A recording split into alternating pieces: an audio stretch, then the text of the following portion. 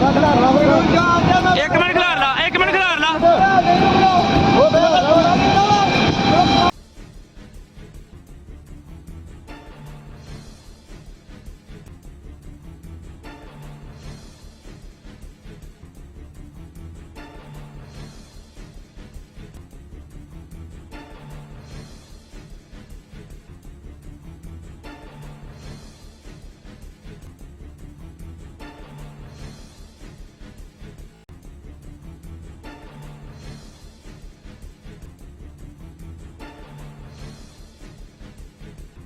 ਅੰਮ੍ਰਿਤਸਰ ਨਵਾਲਟੀ ਚੌਂਕ ਵਿਖੇ ਇੱਕ ਬਜ਼ੁਰਗ ਜੋੜੇ ਨੂੰ ਈ-ਰਿਕਸ਼ਾ ਚਾਲਕ ਨੇ ਰਸਤੇ ਵਿੱਚ ਉਤਾਰ ਕੇ ਉਹਨਾਂ ਨਾਲ ਬੱਸ ਲੁੱਕੀ ਸ਼ੁਰੂ ਕਰ ਦਿੱਤੀ। ਜਦੋਂ ਮੌਜੂਦ ਨਜ਼ਦੀਕੀ ਪੁਲਿਸ ਅਧਿਕਾਰੀ ਨੇ ਜਾ ਕੇ ਈ-ਰਿਕਸ਼ਾ ਚਾਲਕ ਨਾਲ ਗੱਲਬਾਤ ਕਰਨ ਦੀ ਕੋਸ਼ਿਸ਼ ਕੀਤੀ ਤਾਂ ਈ-ਰਿਕਸ਼ਾ ਚਾਲਕ ਪੁਲਿਸ ਅਧਿਕਾਰੀ ਨੂੰ ਗਾਲਾਂ ਕੱਢ ਕੇ ਉੱਥੋਂ ਹੀ ਈ-ਰਿਕਸ਼ਾ ਭਜਾ ਕੇ ਨਿਕਲ ਗਿਆ ਤੇ ਫਿਰ ਬਾਅਦ ਵਿੱਚ ਪੁਲਿਸ ਨੇ ਈ-ਰਿਕਸ਼ਾ ਚਾਲਕ ਦਾ ਪਿੱਛਾ ਕਰਨਾ ਸ਼ੁਰੂ ਕਰ ਦਿੱਤਾ।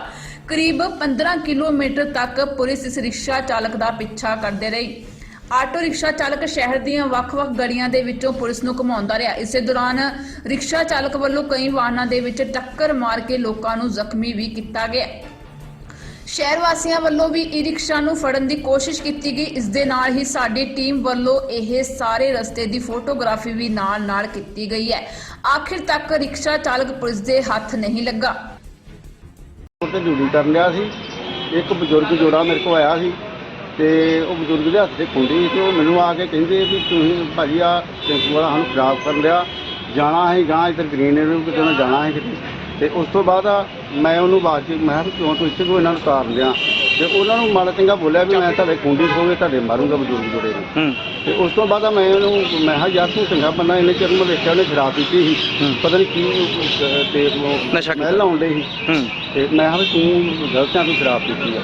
ਇੰਨੇ ਚਿਰ ਨੂੰ ਮੈਨੂੰ ਵੀ ਪੁੱਛਿਆ ਸੀ, ਉਹਨਾਂ ਨੂੰ ਬੋਲ ਕੇ ਤੇ ਚਲੇ ਗਿਆ ਗਾਲਾਂ ਗੋਲਾਂ ਕੱਢ ਕੇ। ਤੇ ਫਿਰ ਅਸੀਂ ਪਿੱਛਾ ਕੀਤਾ ਤੇ ਬੜੀ ਦੂਰੋਂ ਜਾ ਕੇ ਅਸੀਂ ਸਟੇਸ਼ਨ ਨੂੰ ਹੋ ਗਏ ਜਾ ਕੇ ਉਹ ਖਾਲਸਾ ਕਾਲ ਦੇ ਬਾਹਰ ਮੋਹਣੀ ਪਾਰ ਤੋਂ ਅੰਦਰੋਂ ਜਾ ਕੇ ਉਹ ਲੈਣ ਤੋਂ ਪਾਰੋਂ ਜਾ ਕੇ ਉਹਨੂੰ ਫੜ ਕੇ ਲੈ ਆਟੋ ਨੂੰ ਫੜਿਆ ਕਿ ਬੰਦਾ ਫੜਿਆ ਗਿਆ? ਨਹੀਂ ਬੰਦਾ ਫੜਿਆ ਗਿਆ। ਬੰਦਾ ਨਹੀਂ, ਬੰਦਾ ਆਟੋ ਲੈ ਕੇ ਆਏ ਆ, ਬੰਦਾ ਭੱਜ ਗਿਆ।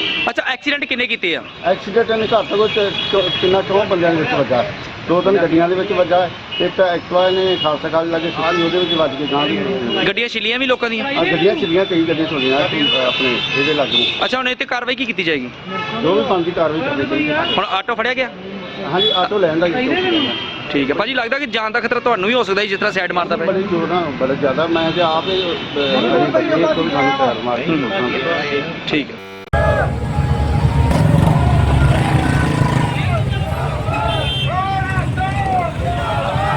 ਨਾਮ ਗੁਰਦੀਪ ਸਿੰਘ ਖਾਲਸਾ ਜੀ। ਕੀ ਕਰ ਰਹੇ ਸੀ? ਸਾਡੇ ਜਿਹੜੇ ਬੰਦੀ ਸਿੰਘ ਅੰਦਰ ਨਹੀਂ, ਉਹਨਾਂ ਨੂੰ ਜਲਦੀ ਤੋਂ ਜਲਦੀ ਰਿਹਾ ਕਰੋ।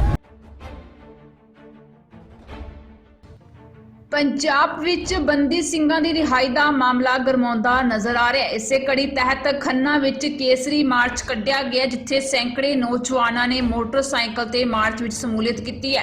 ਉੱਥੇ ਹੀ ਪ੍ਰਾਈਵੇਟ ਵਾਹਨਾਂ ਤੇ ਵੀ ਨੌਜਵਾਨਾਂ ਨੇ ਸ਼ਮੂਲੀਅਤ ਕੀਤੀ ਹੈ। ਕੇਸਰੀ ਮਾਰਚ ਖੰਨਾ ਦੇ ਪਿੰਡ ਮਾਨੂਪੁਰ ਤੋਂ ਲਲਹੇੜੀ ਰੋਡ ਤੋਂ ਹੁੰਦਾ ਹੋਇਆ ਜੀਟੀ ਰੋਡ ਤੋਂ ਹੁੰਦਾ ਹੋਇਆ ਖੰਨਾ ਅਨਾਜ ਮੰਡੀ ਪਹੁੰਚਿਆ।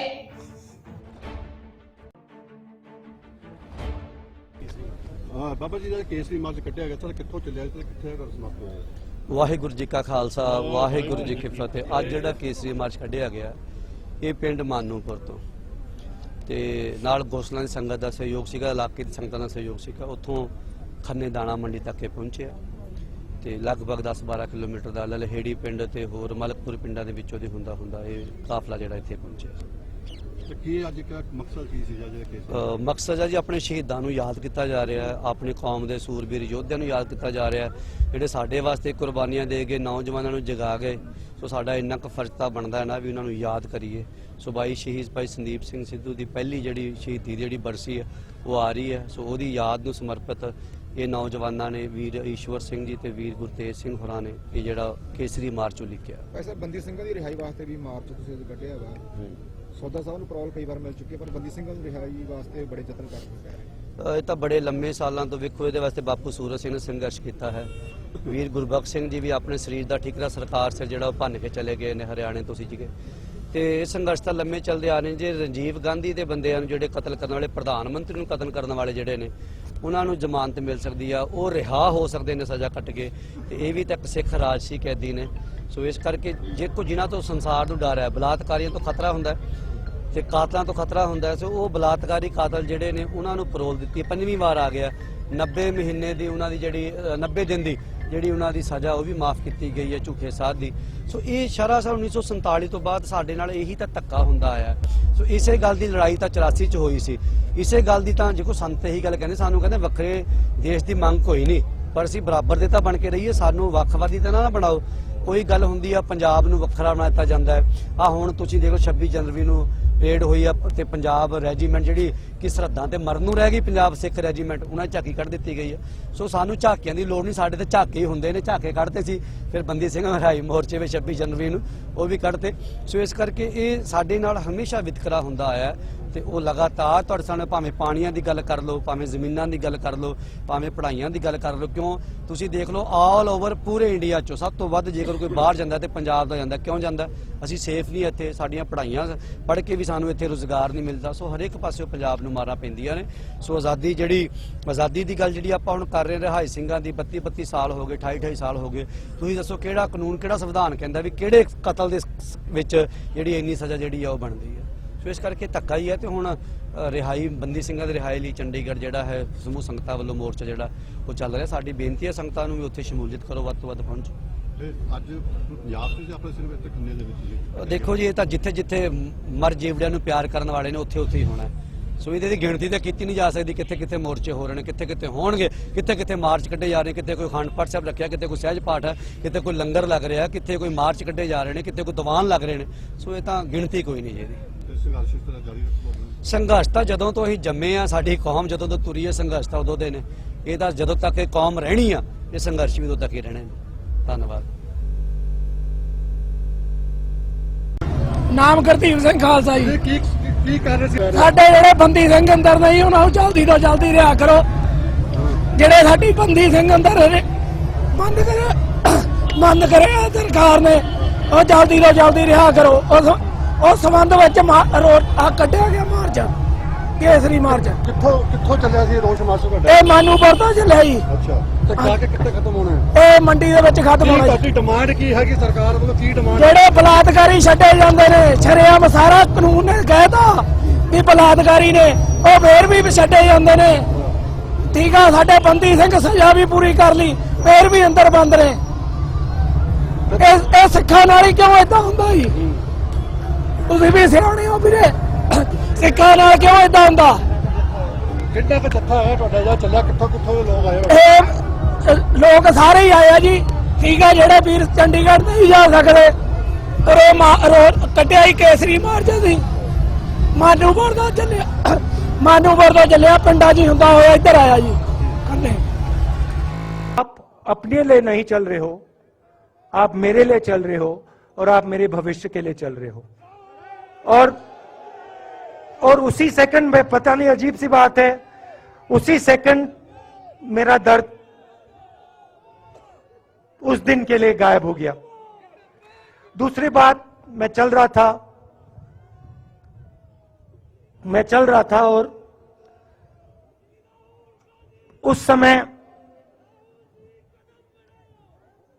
उसी समय वहां पे थोड़ी सर्दी बढ़ रही थी। सुबह का समय था और 4 बच्चे आए। तो कह देता हूं, छोटे से बच्चे थे, भिखारी थे, भीख मांगते थे और मेरे पास आए। कपड़े नहीं थे। मैंने देखा शायद मजदूरी भी करते थे तो थोड़ी मट्टी थी उन पे।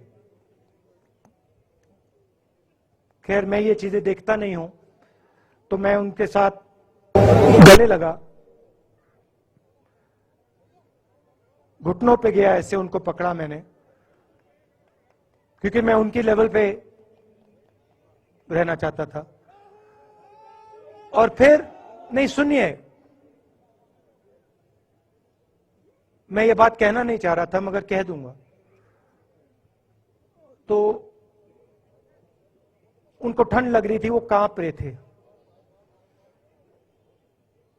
शायद उनको खाना नहीं मिला था, छोटे बच्चे मजदूरी कर रहे थे।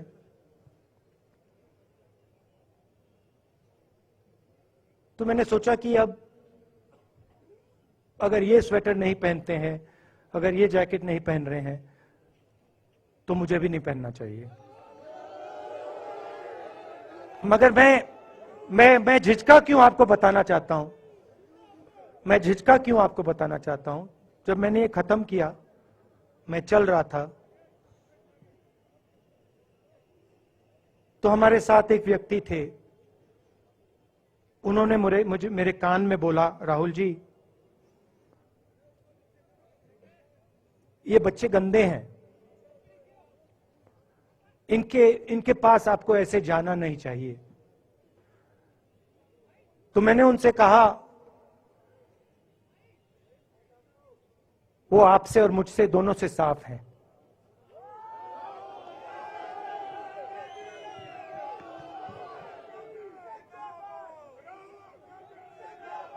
तो देश में कभी कभी यह विचारधारा दिखाई दे जाती है। दूसरी बात आपको बता देता हूं, शायद लोगों को अच्छी ना लगे। जब मैं चल रहा था, आपने देखा होगा कि बहुत सारी महिलाएं रो रही थी। आपने देखा? आपको मालूम है क्यों रो रही थी? नहीं, उसमें से बहुत सारी महिलाएं इमोशनल थी, मुझसे मिलकर रो रही थी।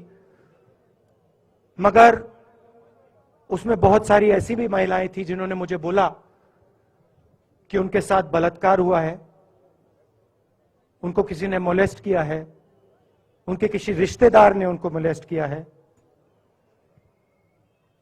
और जब मैं उनसे बोलता था, बहन मैं पुलिस को बताऊं, तो मुझे कहती थी, राहुल जी पुलिस को मत बताइए, हम चाहते हैं कि आपको यह बात मालूम हो, मगर पुलिस को मत बताइए, हमारा और भी नुकसान हो जाएगा।